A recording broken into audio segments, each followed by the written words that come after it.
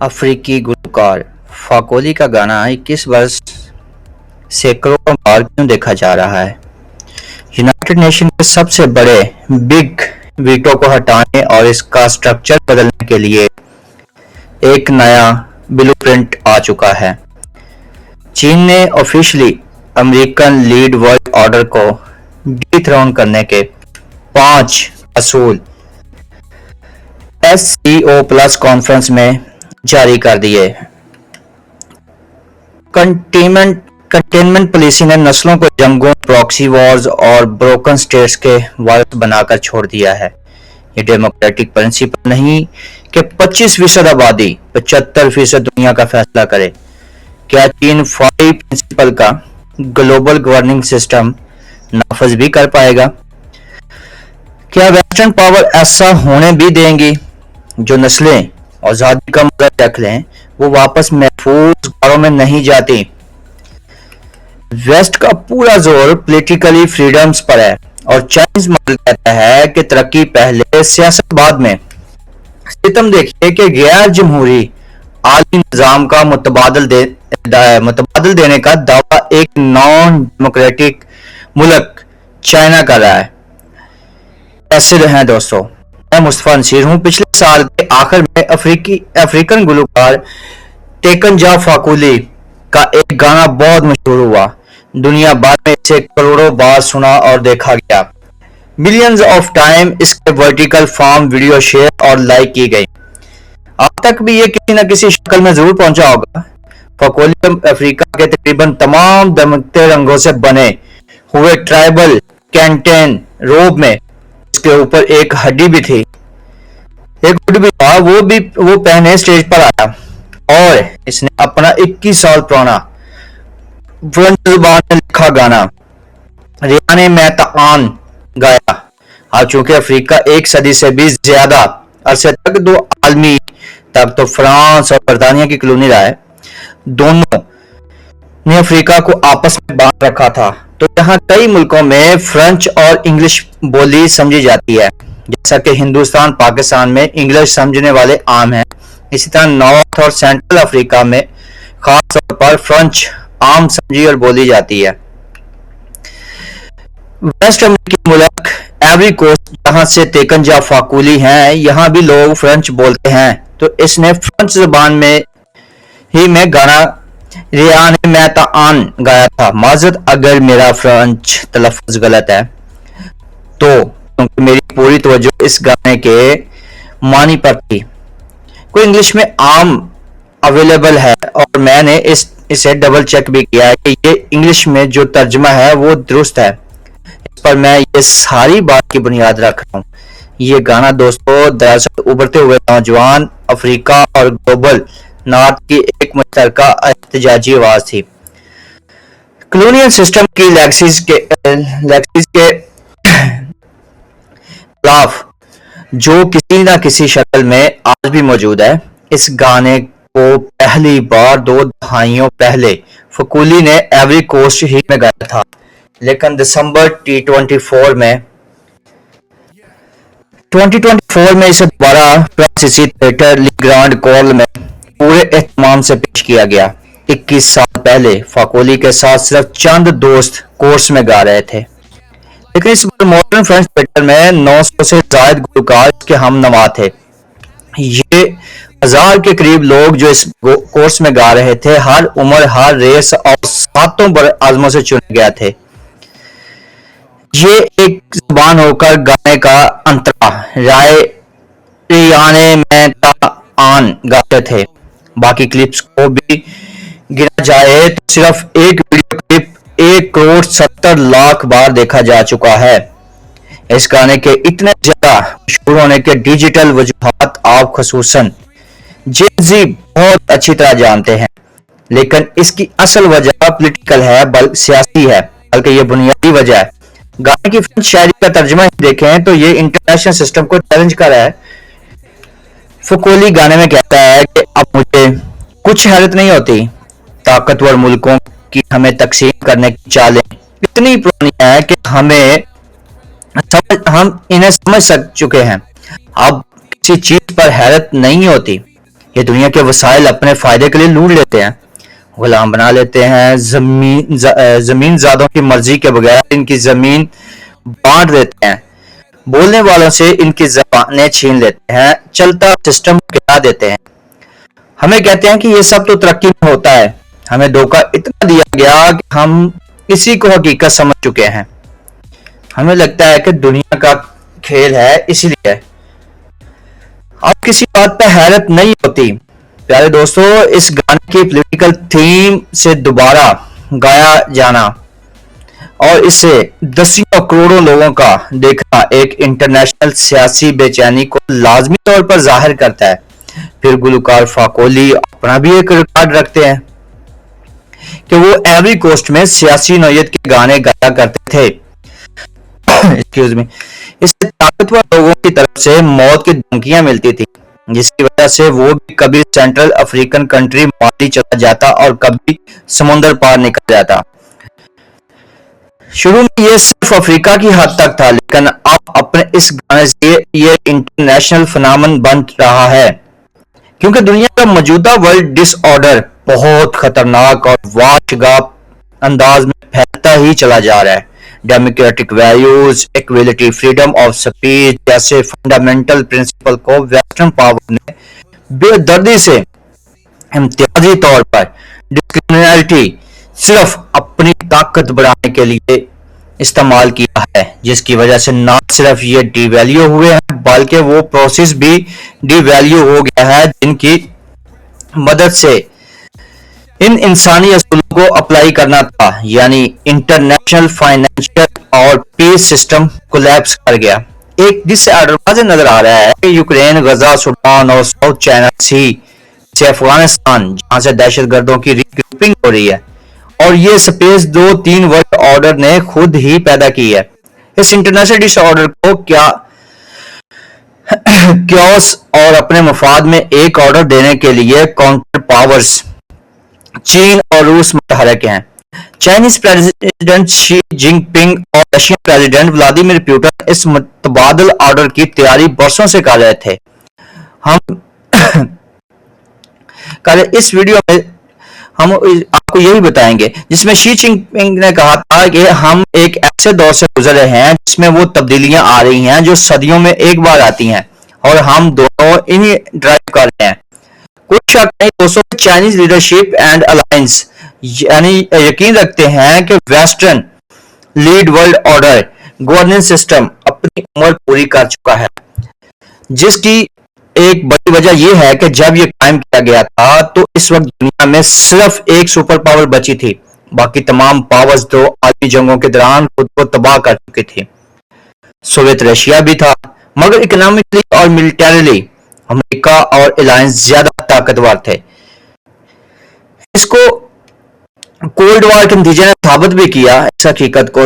امریکہ نے تب اسی اوپن گراؤنڈ کا فائدہ اٹھاتے ہوئے اسٹیبلٹی کے نام پر وہ آرڈر اپلائی کر دیا، لیکن اس ورلڈ آرڈر میں ایک خرابی چھپی ہوئی تھی، اور یہ ایک ان ریٹن، بغیر لکھا ہوا اصول کنٹینمنٹ تھا، یعنی ہر اس پاور کو ابھرنے اور اپنے برابر آنے سے روکا جائے گا جو مستقبل میں معاشی یا فوجی میدان میں چیلنج کرنے کے قابل ہوگی۔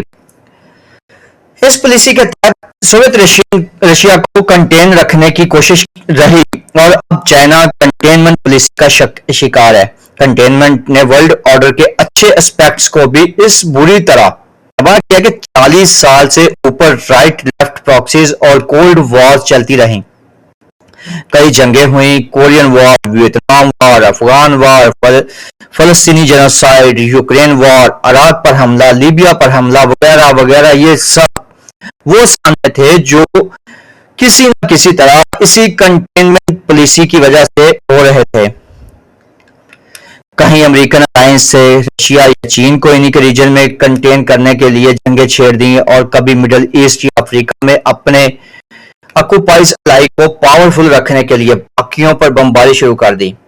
یہ پالیسی اسی سال 80 سال بعد اتنا بڑا کیوس پیدا کر چکی ہے کہ اب ہر معاملہ صدیوں پیچھے تک الجھا ہوا لگتا ہے۔ حالانکہ آج کے ہارڈ میجر کانفلکٹس فرسٹ اور سیکنڈ ورلڈ وار میں برطانیہ، فرانس اور امریکہ بندر پانٹ نے پیدا کیے۔ اسی الجھاؤ کو سامنے رکھتے ہوئے کوئی اور سرا نظر دکھائی نہ دینے کی حالت میں چائنیز اور الائنس کو یقین ہے کہ امریکن لیگ ورلڈ آرڈر اب وہ نہیں چل سکتا۔ کنٹینمنٹ پالیسی دو طرح سے ناکام ہو چکی ہے، ایک اس طرح کی یہ پالیسی دنیا بھر میں ابھرتی ہوئی دوسری طاقتوں کو روکنے کی کوشش میں عالمی قوانین کو بے وقت کر گئی ہے، دوسرا obviously اس طرح بھی ناکام رہی ہے کہ وہ بنیادی طور پر رائیولز چین اور روس کو کنٹین بھی نہیں کر سکی۔ اور ہاں، اس میں ایک تیسرا پوائنٹ بھی ہے، اور وہ یہ کہ ویسٹرن کنٹینمنٹ پالیسی نے UN جیسے واحد عالمی ادارے کو نکارا کر کے رکھ دیا ہے۔ ڈیموکریسی اور ہیومن رائٹس وہ بنیاد ہیں جس پر ورلڈ سسٹم کی بنیاد رکھی گئی تھی، لیکن اب اس ادارے کی سب سے طاقتور باڈی سیکیورٹی کونسل میں ڈیموکریٹ پرنسپلز کو سرے سے مسترد کر دیا گیا، ایک ویٹو پاور سے جو دنیا کے 193 ممالک میں سے صرف 5 امریکہ، برطانیہ، رشیا، فرانس اور چین کے پاس ہے۔ وہ اگر چین کو نکال دیا جائے تو باقی چاروں ممالک دنیا کی کل آبادی کا صرف 7 سے 8% بنتے ہیں۔ ہاں، اگر چین کو شامل بھی کر لیا جائے تو بھی یہ دنیا کی 25% آبادی ہی بنتی ہے۔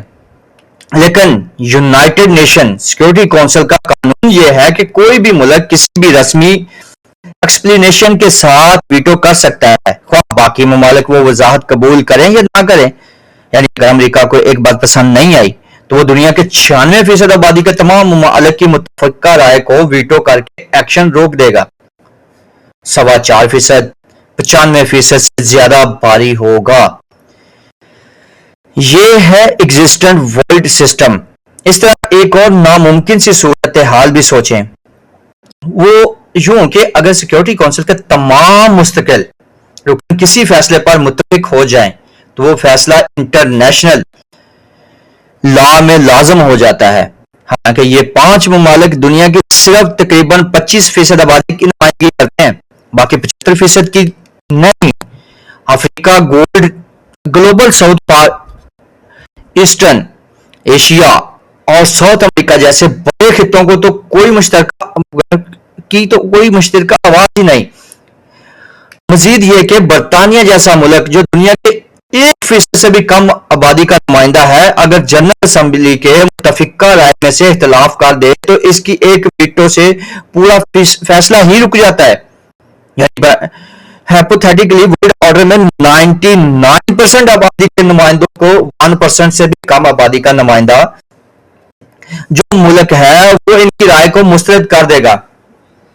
کیسا ہے نا؟ انٹرنیشنل لا کی وہ غیر جمہوری خامی ہے جسے وہی طاقتیں چلا رہی ہیں جو خود کو ڈیموکریٹک ویلیوز کی علمبردار کہتی ہیں۔ حیرت انگیز طور پر اسی جمہوری نظام کا متبادل دینے کا بیڑا اب ایک نان ڈیموکریٹک غیر جمہوری سنگل پارٹی اسٹیٹ چین نے اٹھایا ہے۔ چائنیز پریزیڈنٹ شی جن پنگ نے اسی سال ستمبر میں ہونے والی SCO پلس اجلاس میں نئے گلوبل گورننگ سسٹم کے خط و خال تفصیل سے پیش کیے۔ چین کے تاریخی ساحلی شہر تیانجن میں ہونے والے اس اجلاس میں اقوام متحدہ کے جنرل سیکرٹری انطونیو گوتریز بھی شریک تھے۔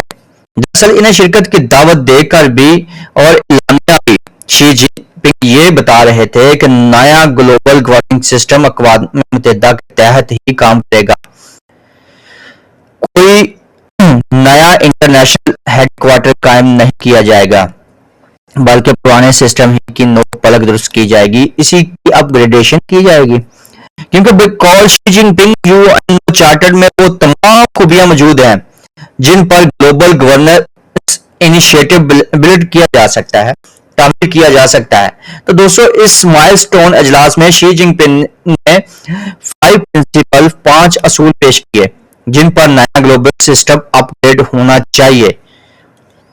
یہ اصول sovereign equality, practical rule of law, true multilateralism, people-centric approach approach اور ریئل ایکشنز، یہ ایکشنز ہیں دوستوں چین اینڈ الائز کی طرف سے پیش کیے گئے اس نئے گلوبل انیشیٹو کو ہم یوں دیکھ لیتے ہیں کہ کیا یہ واقعی کوئی تبدیلی پیدا کر سکتے ہیں یا یہ ایک گلوبل پاور اپنے مفاد کے لیے کوئی راہ ہموار کر رہی ہے. بس چائنیز گلوبل گورننس سسٹم کا پہلا پرنسپل ساورن ایکویلٹی رکھا گیا ہے. مطلب کوئی ملک چاہے کتنا بھی چھوٹا یا بڑا ہو، تھرڈ ورلڈ یا فرسٹ ورلڈ سے ہو، اٹامک پاور ہو یا کمزور ملٹری پاور ہو، ایسا نہیں ہوگا کہ اس کے اندرونی معاملات میں اس کی ٹیریٹری میں کوئی بیرونی طاقت چھیڑ چھاڑ کرے، خواہ یہ ایک ملک ہو یا 4-5 ملکوں کا الائنس. نیٹو یا اساف کے نام سے اس نئی مجوزہ گلوبل سسٹم کا یہ پہلا اصول رکھا گیا ہے. اس کی بیک گراؤنڈ یہ ہے کہ اب تک امریکہ اپنے الائنسز نیٹو یا کچھ یورپی پاورز کے ساتھ سیکورٹی کونسل کی منظوری کے بغیر ہی کسی بھی ملک یا ریجن پر حملہ کر دیا کرتا تھا. عراق میں 2003 میں اسرائیلی خواہش پر حملہ کیا گیا، حالانکہ یو این سیکورٹی کونسل نے اس اٹیک کی اجازت سرے سے دی ہی نہیں تھی. اس طرح 2011 میں لیبیا میں سویلینز کی حفاظت کا سیکورٹی کونسل سے مینڈیٹ لے کر اور امریکن پریزیڈنٹ براک اوباما نے لیبیا پر جنگ مسلط کر دی. ایک اسٹیبل ملک انسٹیبل کر دیا اور اسے 3 حصوں میں توڑ کر سسکنے کے لیے چھوڑ دیا گیا. چائنیز اینڈ الائز کے مطابق نئے گلوبل انیشیٹو میں یو این او اور خصوصاً سیکورٹی کونسل کے سسٹم میں ایسی تبدیلیاں کی جائیں، ایسا بیلنسنگ ایکٹ لایا جائے گا، کچھ ممالک مل کر ایسا کائنیٹک ایکشن جنگ وغیرہ نہ کر سکیں جس کے نئے یو این او سے اجازت نہ لی گئی ہو. پھر اسے فرسٹ پرنسپل میں سیکورٹی کونسل جو اقوام متحدہ کا سب سے طاقتور ادارہ ہے، اس کی ری بیلنسنگ بھی ہونا لازم ہے، جس کے مطابق سیکورٹی کونسل کو ڈیموکریٹک پرنسپلز پر لایا جائے گا، کیونکہ یو این او کے 193 ممبر ممالک اس اصول پر آسانی سے متفق ہو جائیں گے اور اسی کو قانون ہونا چاہیے جسے تمام لوگ قانون مانے. اس کے علاوہ چائنا سیکورٹی کونسل کی نمبر ایکویشن بھی تبدیل کرنا چاہتا ہے. اس میں 5 سے زیادہ ممبر شامل کیے جائیں، کیونکہ پرانے فارمولے میں تو یہ سیدھے وہی 5 ممالک سیکورٹی کونسل کے ممبر بنا لیے گئے ہیں جو سیکنڈ ورلڈ وار جیتنے والی الائنس پاور تھی. لیکن اس کے بعد سے گزشتہ 80 سال میں دنیا بہت زیادہ بدل چکی ہے.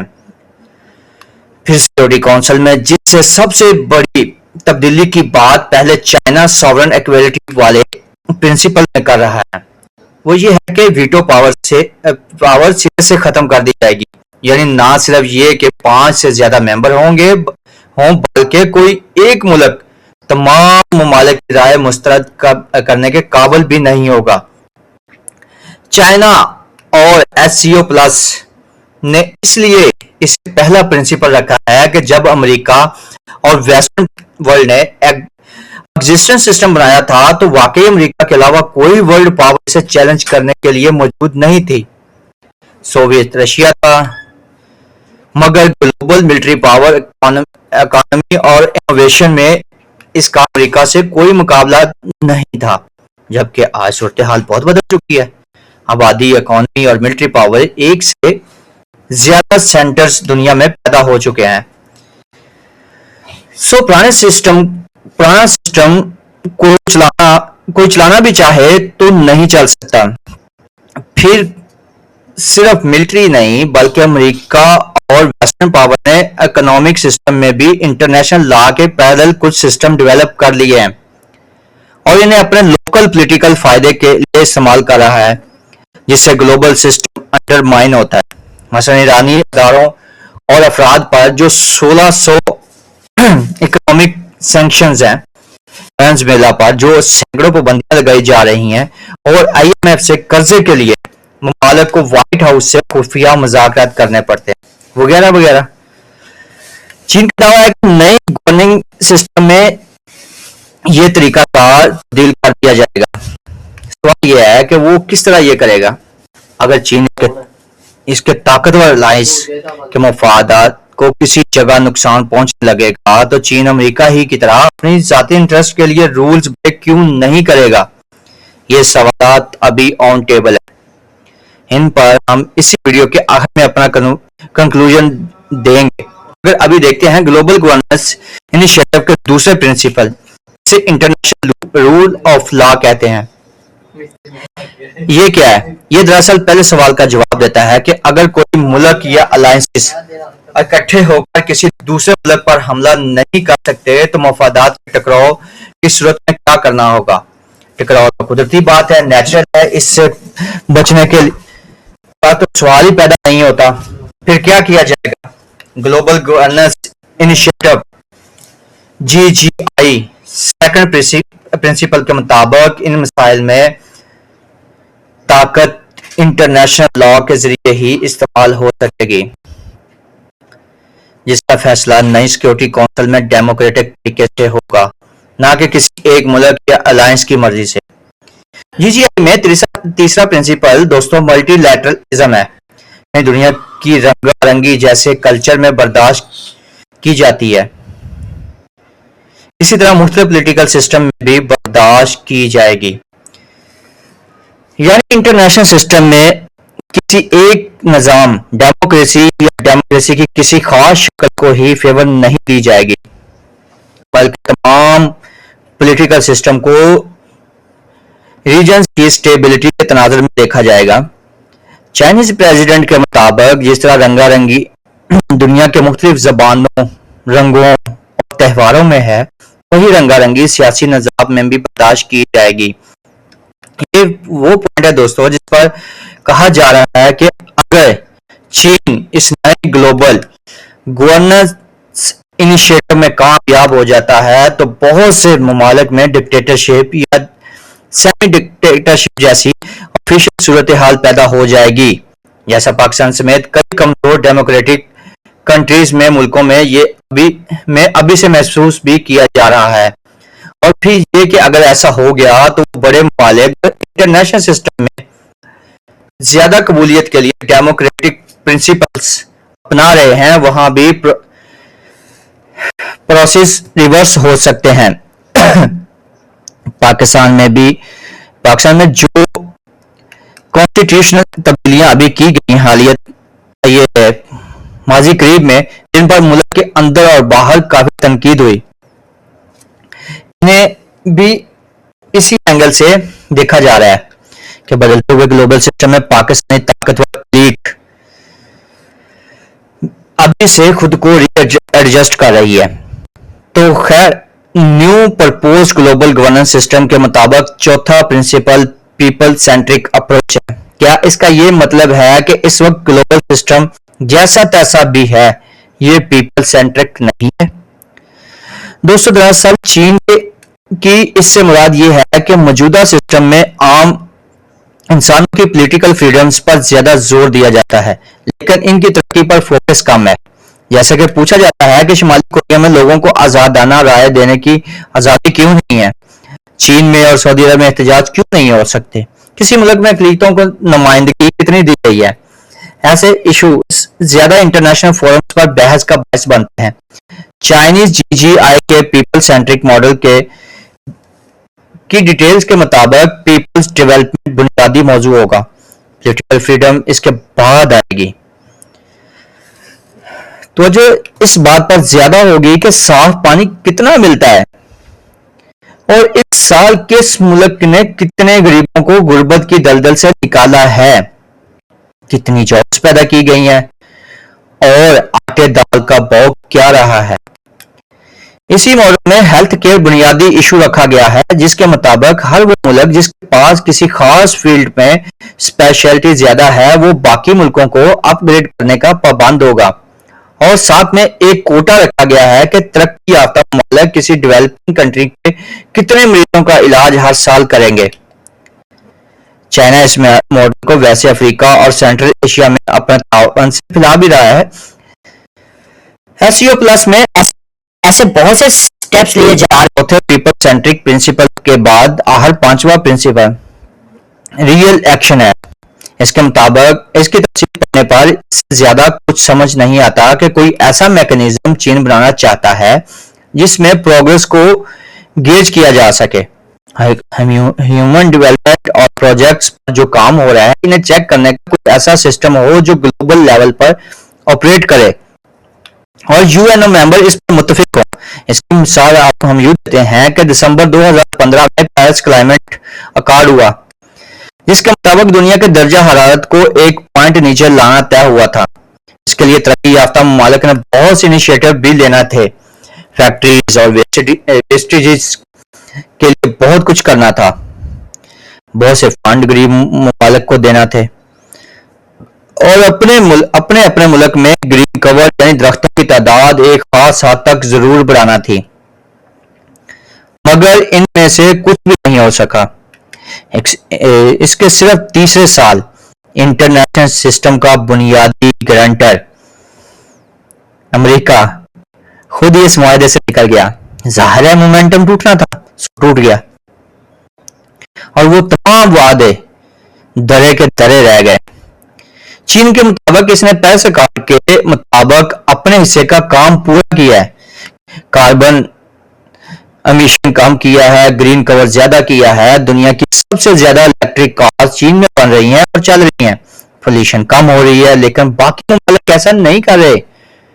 اس کے مطابق یو این او میں سسٹم کچھ ایسا بن چکا ہے کہ بڑے بڑے وعدے اور بڑی بڑی پریزنٹیشن دے دی جاتی ہیں لیکن ان پر عمل کرنے یا کروانے کا کوئی ٹھوس طریقہ کار نہیں ہے جو ملک جب چاہے اس سے نکل جاتا ہے. ایسا میکنزم بنایا جائے کہ ریئل ایکشنز ہو سکیں جس کے لیے سب سے پہلے تو یہ ضروری ہے کہ ہر ملک کے لیے وہی گولز طے کیے جائیں جن پر وہ عمل بھی کر سکے اور اگر طے شدہ وقت میں عمل نہ کر سکے تو اس پر کیا ایکشن لیا جائے گا اب یہ بھی طے ہونا چاہیے. تو دوستوں 5 پرنسپلز کے تحت چائنا نے گلوبلی گورننس انیشیٹو جاری کر دیا ہے. چائنا ایک سیولائزیشن ہے جو اپنے مقاصد پر بہت مستقل اور طویل عمل درآمد کا ریکارڈ اور صلاحیت رکھتا ہے. ہمارے خیال میں گلوبل گورننس انیشیٹو کے 5 پرنسپل پر اگر چین ایس سی او پلس کے ساتھ مل کر یو این او میں لاگو نہ کروا سکا تو اس نے ایس سی او پلس کی مدد سے ایشیا اور افریقن ریجن میں ایک پیرل ریجنل سسٹم اڈاپٹ کر لینا ہے. یعنی ایک طرف نئے global body S C O plus develop کر رہا ہے اور دوسری طرف یہ بھی کوشش کر رہا ہے کہ ایگزسٹنس انٹرنیشنل سسٹم کو گرائے بغیر اپ ڈیٹ کیا جائے.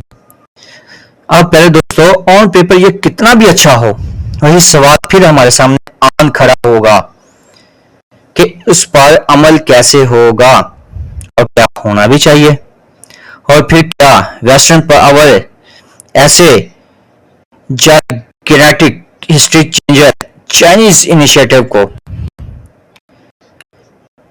اپلائی کرنے کی اجازت بھی دیں گے. اس پر ہماری رائے 2 اینگل سے ہے. ایک یہ کہ گلوبل سسٹم ریفارم تو لازمی کرنا پڑیں گی